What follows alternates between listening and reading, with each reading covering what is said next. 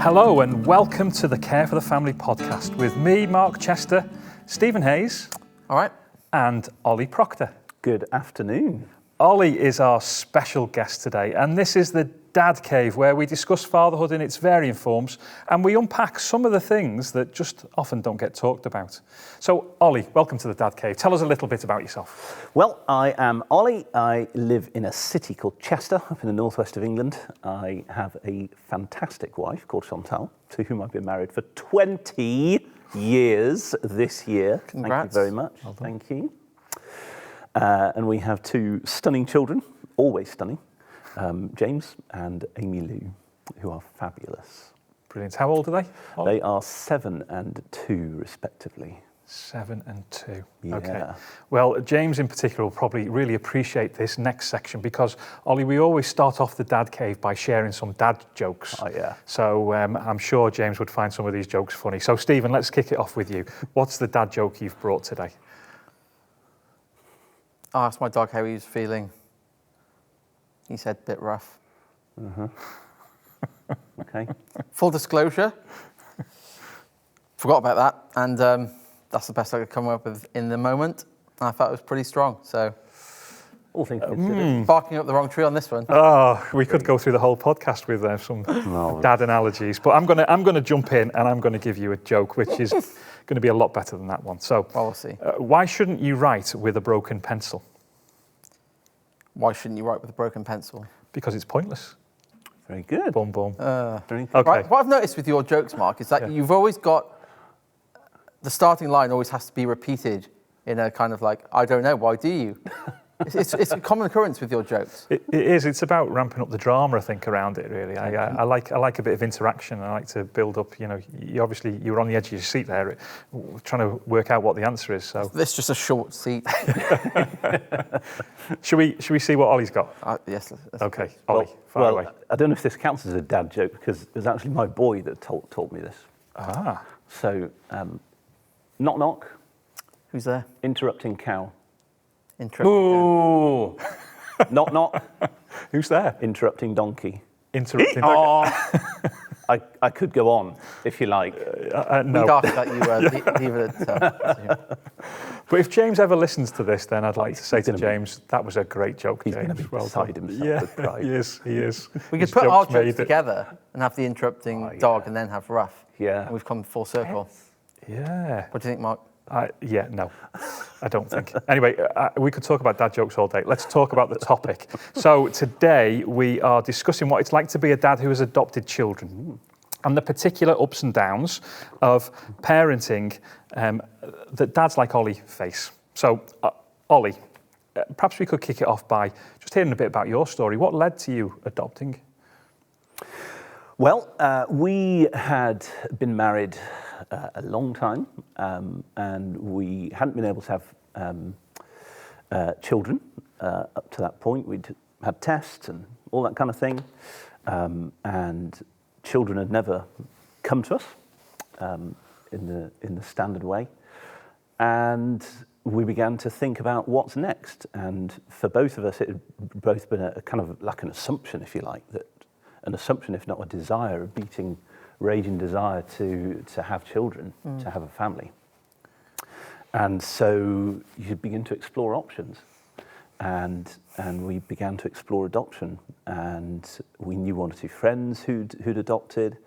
And we talked to them about the highs and the lows and the joys and the sorrows and the struggles. And the more we explored, we never came to that point where we thought, oh no, we couldn't do this. And eventually we got to the point of thinking, actually, yeah, we could do this, and we'd be amazing at it, and it'd be great fun, and it'd be jolly hard work, but let's do it. Brilliant.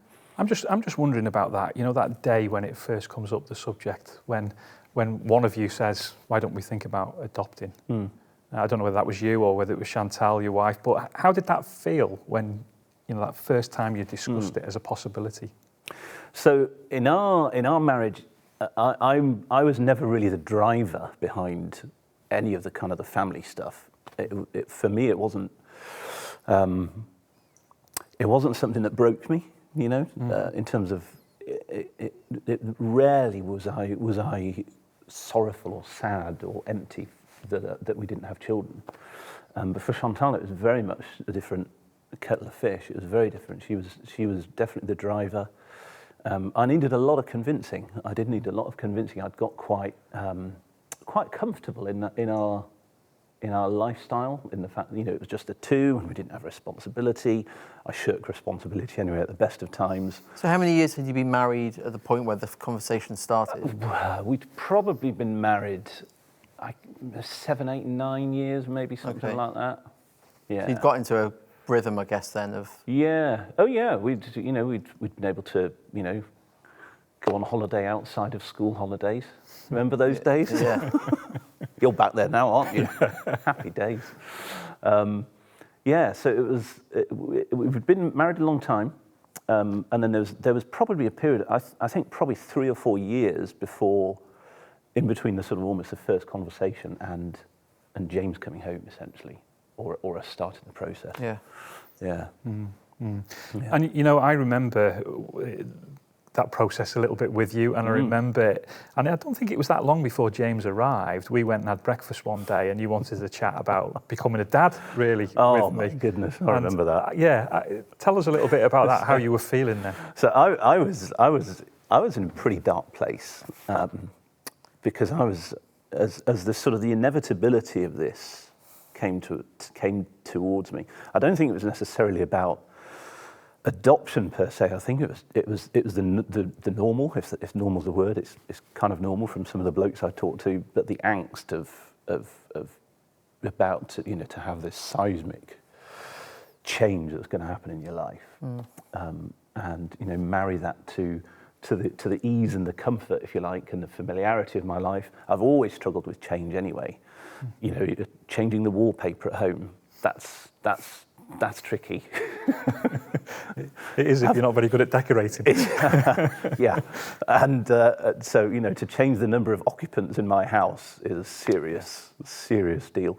So yeah, I'd really kind of almost hit the buffers, and I came round to you, Mark, because, you know, you're the best dad I know, and he's just got so much wisdom to dispense. You'd always rail against that. I think, you know, what kind of a facade have I put on? I've fooled him. Yeah, I mean, for the video version of this, we might have to cut back to make sure your head stays in shot after that. But he was also handy because he lived next door, so, you know, yeah, ultimately. No, Mark is very wisdom. Yeah, I agree. So you said how in the journey of, you know, trying to have biological children, and you didn't really feel the emotional weight. It's certainly not in the same way as your wife. So did that, anchoring from that into the discussions then, do you think, for what reason do you think she was so much further ahead in that way of thinking than you were? Like, what was her way of bringing it up, knowing you quite well, as I'm sure she does? Yeah. What did the conversation look like? So, I mean, for us, it was the reality of Chantal's dream. It boils down to a dream from when she was a little girl, having a dream of in her case, it was a little blonde boy. And you remember when James came? He was blonde. He was very blonde. Very blonde. Very blonde. Yeah. Hair as white as the snow. Yeah. And a little blonde-haired, blue-eyed boy is what she'd, you know, seen in her mind's eye, in her dreams. And at no point in our marriage, in our journey of childlessness or would-be adoption, had that dream ever diminished, faded, gone away, any of that sort of thing. And she's a persistent and dogged woman. And I mean this in love. Oh, she's going to be watching, isn't she? I'm going to be in so much trouble. You are. I think that's a good thing to say about your wife, isn't it? I think it is in the way. Yeah. I think in the way you've definitely. said it. In the way you've said it, I think definitely it is a compliment. You had a warmth in your voice. Yeah, It is exactly. a compliment. I love you. For the people listening on the audio only one, that was down the camera to his wife, not to Mark or I. Yes, being persistent and dogged, she went after me. She just went after me and went after my heart. And she saw as well what I couldn't see in myself, in terms of my own heart as a potential father years down the line. and to see the way that my heart was shaped, the way it was capable of expanding. And she said, I can't lie to myself and sort of deny my dream, as it were, but I also can't lie to you and deny you kind of almost the man that you've been designed to be. And just thank God that she saw it, really, because I couldn't. Sometimes you need that bit of encouragement from somebody else, don't you? And I think guys listening to this or watching this will feel similar kind of things about, like you said, about it. Some of it was just about becoming a father and about, have I got the ability for this? Have I got the capacity for this? I don't know, have you ever sort of had any similar kind of feelings, experiences, Stephen? I don't know, I think as men we're kind of just wired in a different way, and it's funny actually, because I was thinking as we were speaking then, I remember, so my wife and I went on our honeymoon after our wedding, as you do, and we got back, and I convinced her. I mean, very early on, I wasn't having conversations with her about, do we want kids? I was checking what her stance was on dogs. So I've always said there's a fine line between the two, isn't there, really? But I've always had dogs. I was like, are you okay? Like, if we get a dog someday? She's like, yeah, I think so. 2 days back from my honeymoon, I said, look, I found some dogs. Let's just go and look. And I convinced her. And then we went and looked at this dog and bought the animal and brought him home. And I remember that night, this is with a dog, he's lying there like, what have we done? Like, we can't go anywhere, just, willy-nilly now. It's like, we've got this dog to worry about. So I had that feeling quite acutely when we got our dog. Funnily enough, with Imogen, less so, but I guess in a way, and I don't know if this is relevant, but we had 9 months of slow growth to kind of get used to the idea. Yeah. Whereas perhaps that overnight, there's now another, in my case, dog, in your case, child, like in the house. I don't know if that's, but I think that acute sense of now things have changed really quickly, even though it's of course not comparable. You do kind of feel it, yeah. Yeah. I wonder what are those feelings about perhaps not knowing everything about the children's backgrounds, Ollie? How do you deal with that? Because as Stephen says, he's had 9 months to get used to that right from the start. But you're taking on, parenting children, and you don't know everything. Yeah. So how does that feel? We had a question as we were being assessed, if you like, trained for adoption, which was along the lines of we had this big sheet to fill in of disabilities and additional needs that we thought we could or couldn't manage or cope with. And we were sort of going down this sheet and ticking some boxes and crossing others and whatever. And eventually we thought, well, if we were having a biological child of our own, we wouldn't really know what was growing inside of us. There's uncertainty whichever way you look at it. Yeah. That being said, of course there's uncertainty because you're always unaware to what extent does early childhood trauma and neglect and abuse and that sort of thing, to what extent has that adapted their brain and their nervous system for well, not really for better, but generally for worse, is a sad reality. I think in many ways, sometimes we were possibly a bit naive of all of that going in. And what we know now is a lot greater than what we knew 7 years ago when we started this journey. But we still went ahead and did it again 5 years later. So, life is uncertain. Yes, in some ways. So can I ask a bit about the process there? Because people who have children biologically, as well as them not having a list to tick through, they don't have things that they need to tick off in terms of their suitability as parents. People have children and then bring them home. But the adoption process appears to me to be so rigorous. Yeah. So how rigorous was the process? And was there ever a sense of, hang on, like people who are having kids biologically don't have to do any of this? I whimsically and jokingly tell some friends of mine who are, having parenting crises, I tongue-in-cheek say to them, take it from Ollie. I've got certificates in there. And you refer to yourself in the third person? I do. I mean, when you have wisdom to dispense, you generally do it in the third person, don't you, I find? Don't you find that? Stephen thinks so, yeah. Yeah. So, I mean, I'm grateful because there was a huge amount of training and prep that was packed into probably, I guess, about 5 or 6 months of assessment, of training. There were 2-hour-long interviews with us as a couple, with us individually, with our neighbours. Yes. Wow. Slipped them a tenner. They said some nice things about us. It's good. I think you got a Chinese out of it, actually, didn't you? Yeah. I'm not sure we did, Ollie. I think you might still owe us a Chinese, possibly. No, I think we did get a Chinese. You're right, we did. We did. And both our parents were interviewed as well. And so, yeah, there's a huge amount of rigour and training goes into your suitability, but also training and preparing you for. And it's a lot more than how to prepare a bottle and how to change a nappy. I'm pretty good at that. But yeah, I often think blimey, everyone needs a bit of this, really. The way that the brain develops, and therapeutic parenting and all that sort of thing. Because at the end of the day, every child that comes into the face of the world is going to experience trauma. And as their parent, as their shepherd almost, if you like, you're going to have to help them navigate their way through this and give them the tools and the resilience to do that. Yeah. But it was an intense process. It was at times invasive,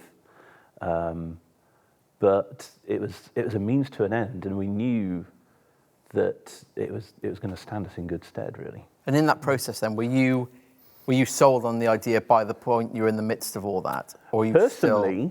I was still having big grappling. Angst. Yeah, I was grappling throughout this, and it was probably only until 2 months before, 6 weeks, 2 months before James moved in. James came home. That I was ready.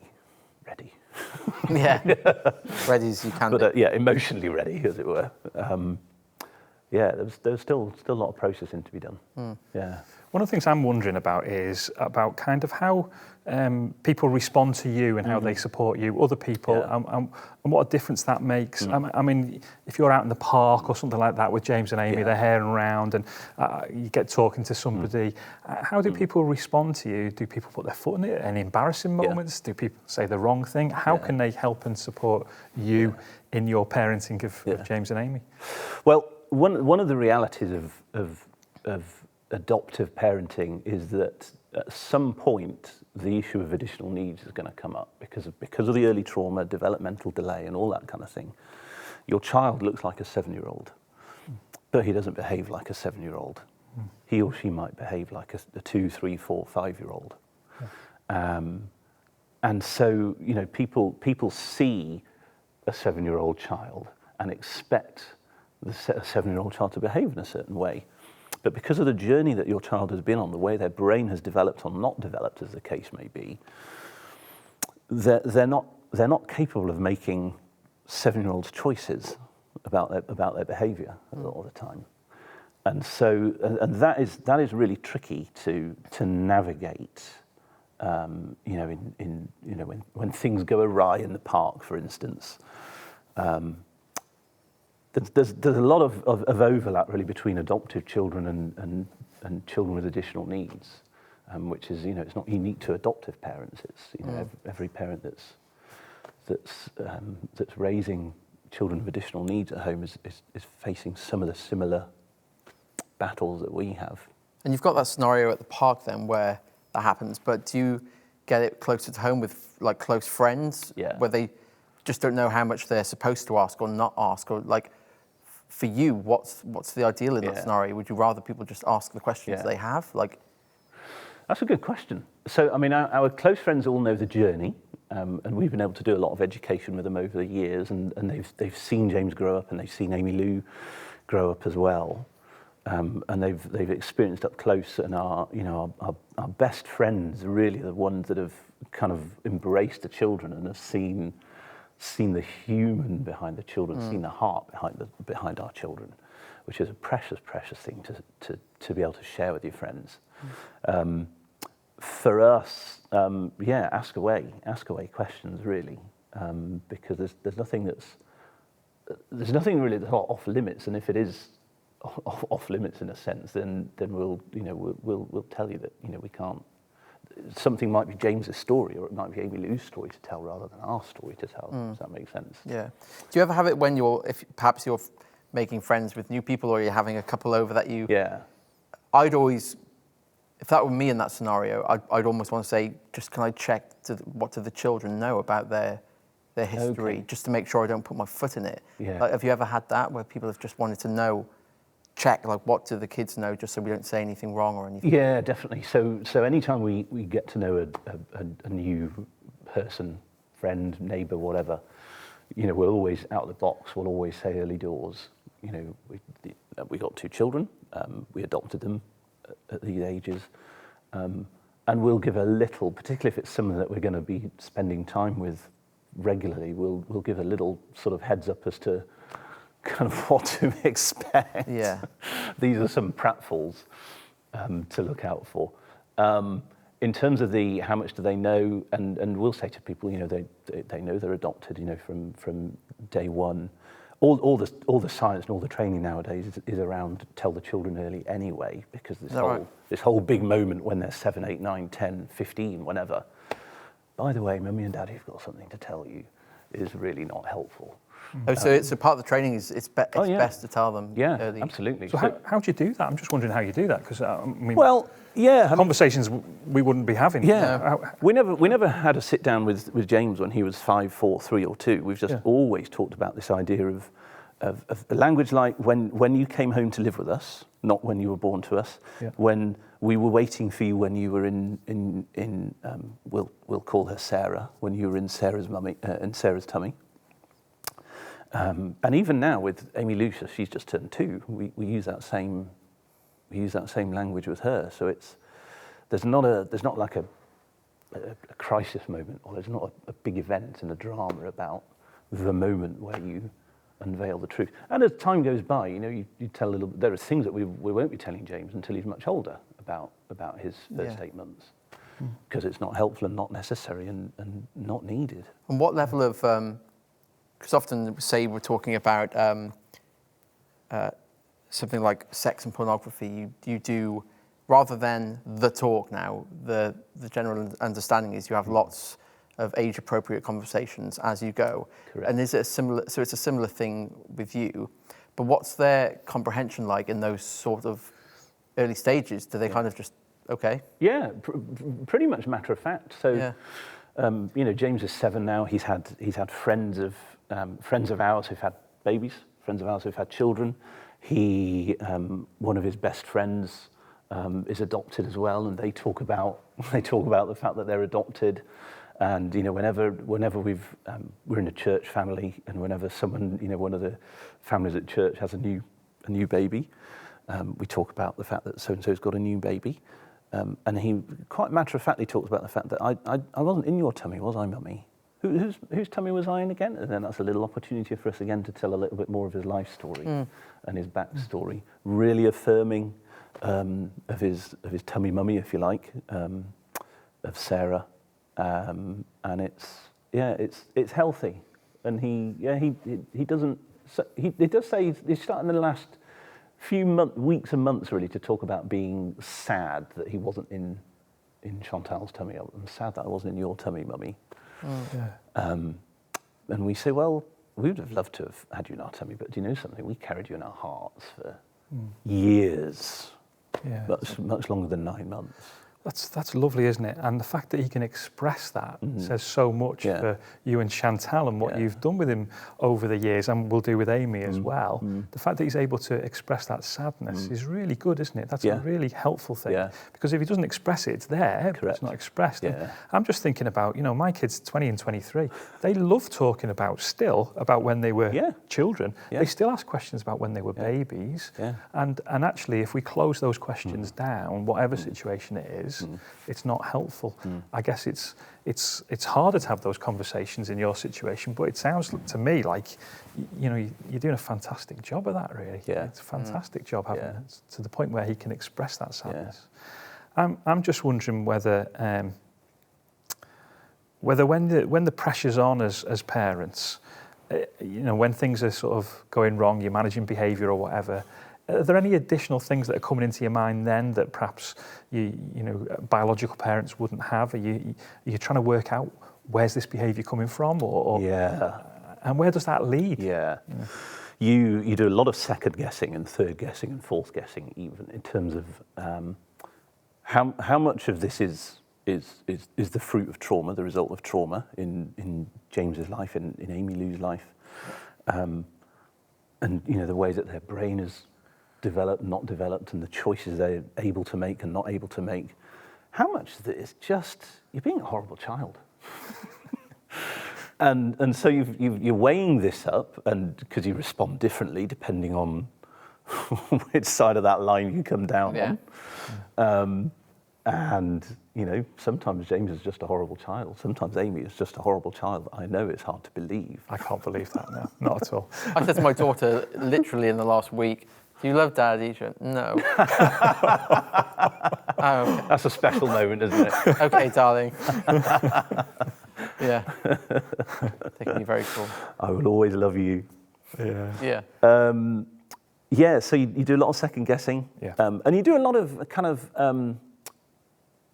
predicting and anticipating where a certain situation, a certain social situation, something that he's experienced, weather changes. You're at someone's house and pants, in 15 minutes we're going to have to go, and going is a change and it's a transition. How are we going to manage this? Because this isn't going to end well. So thinking ahead. It's quite tiring and exhausting. I'm not good at thinking ahead often. See, my parents fostered for many years when I was growing up, and only probably last month, I think it was, it dawned on me to ask my mum about some of their stories, and I was shocked at the severity of all of their history, and then often the history of their parents. I couldn't quite believe it, and it never occurred to me to ask.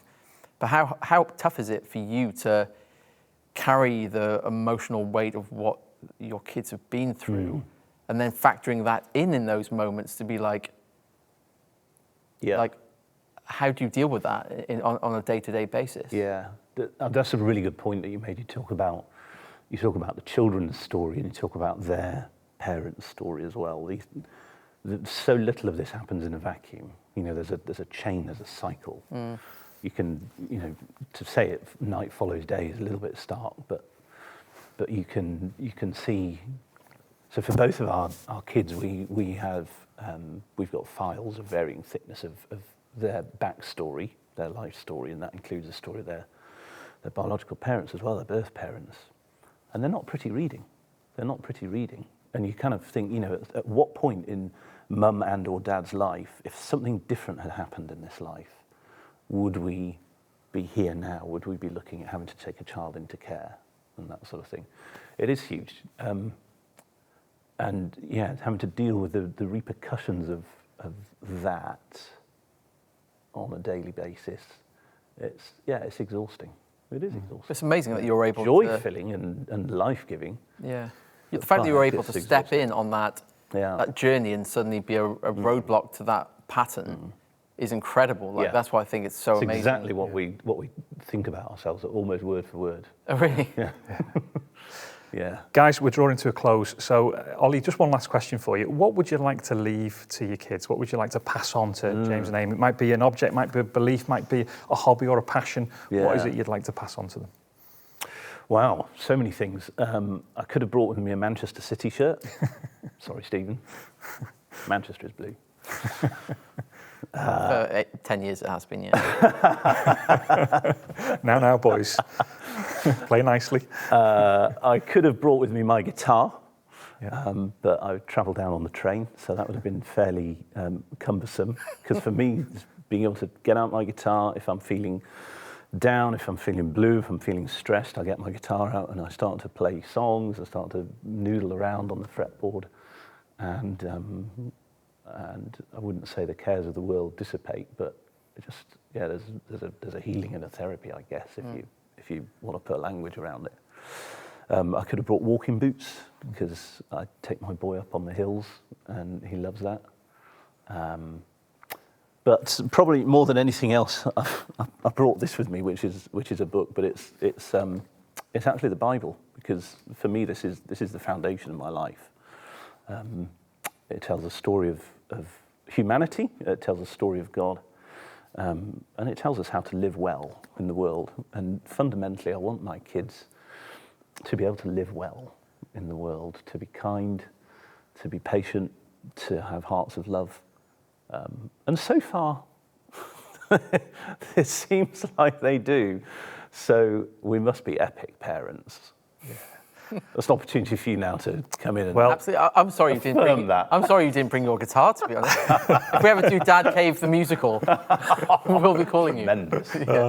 Well, I am going to come in on that point, Ollie, because all those years ago when we met for that breakfast and you had those fears and worries about becoming a father, well, you had nothing to worry about because I know you are a great dad. That's what you said. You're a great That's what dad. you said. So and thank you for joining us in the My pleasure. Dad Cave today. It's been a pleasure, hasn't it, Steve? Absolutely loved it. It's been fun hanging out. Really good. Thank you, boys. So that was another episode of the Dad Cave. Thanks for listening and watching. We hope you can join us next time. Bye-bye. Thanks so much for watching. If you enjoyed that or found it helpful, please do click the like button. If you're new to the channel, you can subscribe and ring the bell to be notified about all our latest videos. Finally, if you're in a position right now to support Care for the Family, you can do so following the link in the video description. As a thank you, we'll send you a load of resources for you and your family. Thanks again, and we'll see you soon.